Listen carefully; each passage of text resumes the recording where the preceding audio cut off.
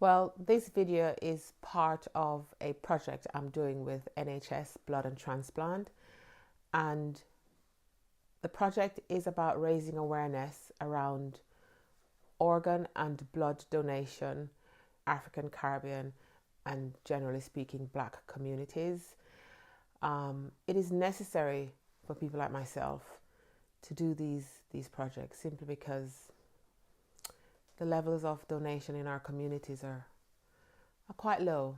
I would like people to take away the personal stories, the stories of people who need blood, people who have needed organs and have had organs, the changes in people's lives when they get their blood donations, the way people can go back to normal after they've had a transplant, the story of what it's like to need a transplant. I could tell you that story very well, but I'd rather people hear it from the participants in this project. But it's about the change. It's about the meeting a need that often puts people in positions where they're helpless and sometimes desperate, because it's a fight for survival, that sometimes a single donation could help. I campaign for both blood and organ donation, and for those who don't know, I received a kidney transplant myself 4 years and some months ago, and I could just campaign for organ donation. That is what impacts me. It impacts my family. My mother had a transplant, my sisters had a transplant. My son may one day need a transplant because he also has the same condition that we all have, polycystic kidney disease. But I know for a fact that need is need. Transplant, donation, blood, however you may call it, it is a need for some people to survive. So why not do both? Why separate the two? Because the two are very, very important to people who literally die waiting for them. I've been doing this a long time. I started this benignly when I found out my mother was ill. I stepped it up a little bit in 2008 when I hit radio and I found, wow, I have a mic and an audience.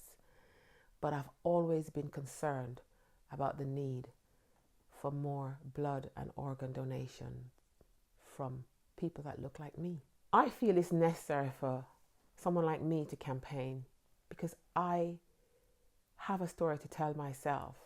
And because I have a story to tell myself, I understand the need for somebody else's story to be told. People connect with stories. They connect with personal tales where they think to themselves, oh my goodness, I could help that person. I could make that person's life better.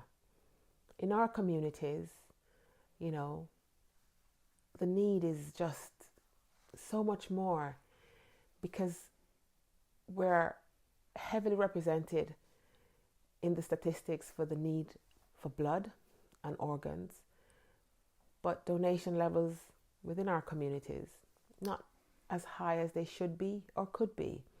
And I believe in the goodness of people, and I believe if I continue and I continue and I don't stop appealing to people to donate, help somebody, help save somebody's life, help to improve somebody's life, help to give somebody hope, you know. Donating, whether it's blood or organs, whether you're a living donor for organs, you know, you have no idea how much you're changing somebody's life. I watched my mother come from being a shell of what she used to be when I knew her as a child to literally walking past her on the street, because after her transplant, my mother looked so good that I didn't recognize her 3 months after she had come out on the street. She had gone to the shop, and I walked past my own mother, and it's only when I heard her call me by my middle name, which she calls me, I heard the gentle Vivia, and I'm like, I turned around and I'm like, Mommy? And it dawned on me that my mother's complete body had changed. Her color had changed. How she looked had changed. Her eyes lit up because she's had this transplant after being on dialysis for almost ever. and I could walk past her. That for me is a personal story.